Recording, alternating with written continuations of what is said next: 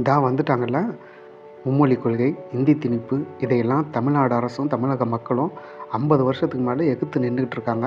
எங்களுக்கு இங்கிலீஷும் தமிழும் போதும், ஒரு முடிவோடு நம்ம இருக்கிறோம். ஆனால் இந்த பிஜேபி கவர்மெண்ட்டு இந்தியை ஏற்றுக்கணும், மும்மொழி கொள்கையை ஏற்றுக்கணும், அப்போ தான் பணம் தருவேன்னு பல வருஷமாக அடம் பிடிச்சிக்கிட்டு இருக்குது. இப்போ விஜய் இன்னும் சிஎம் பதவி கூட ஏற்றுக்கல. அதுக்கு முன்னாடியே இந்த திட்டத்தில் ஒழுங்காக கையெழுத்து போடுங்க, இல்லைன்னா உங்களுக்கு பணம் தர மாட்டோம் அப்படின்னு மிரட்ட ஆரம்பிச்சிருக்குது. என்ன இதெல்லாம்? இது மட்டுமா, விஜய் புலி படம் நடிக்கும்போது அவர் வாங்கின காசை வருமானத்தில் காட்டலைன்னு சொல்லி ஒரு கேஸ் ஒன்று இருக்குது. அந்த கேஸு பல வருஷமாக கோர்ட்டில் கிடப்பில் தான் இருந்தது. ஆனால் அதை இப்போ தூசு தட்டி அதை இப்போ விசாரிக்க லிஸ்ட் போட்டிருக்காங்களாம். இவ்வளோ நாளாக அதை ஏன் விசாரிக்கல? ஓஹோ, இந்த கேஸு உன் மேலே இருக்குது, இதுக்கு ஏதாவது தீர்ப்பு வந்துடும், அதனால் நாங்கள் சொல்கிறத கேளு அப்படின்னு இன்டைரக்டாக விஜயை மிரட்டுறீங்களா? ஆமாம், அப்படி தான் தெரியுது இதை பார்த்தா.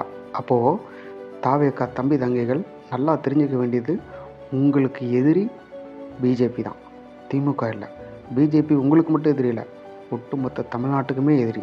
அதனால தான் தமிழ்நாடு மக்கள் பிஜேபிக்கு ஓட்டு போடுறதே இல்லை.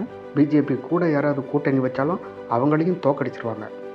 பார்ப்போம், இந்த பிஜேபி விஜய்க்கு எதிராகவும் தாவேக்காவுக்கு எதிராகவும் இன்னும் என்னென்னலாம் பண்ணுது, என்னென்னலாம் பண்ண முயற்சி பண்ணுதுன்னு பொறுத்திருந்து பார்ப்போம். ஆனால் உங்களுக்கு எதிரி பிஜேபி தான் அப்படிங்கிறத நீங்கள் உணர்ந்துட்டிங்கன்னா, தமிழ்நாடு அடுத்த 50 வருஷத்துக்கு பிஜேபி கிட்ட இருந்து தப்பிச்சிடும். ஏன்னா நீங்கள் அதை தடுப்பீங்கன்ற நம்பிக்கை எங்களுக்கும் எல்லாருக்கும் இருக்குது.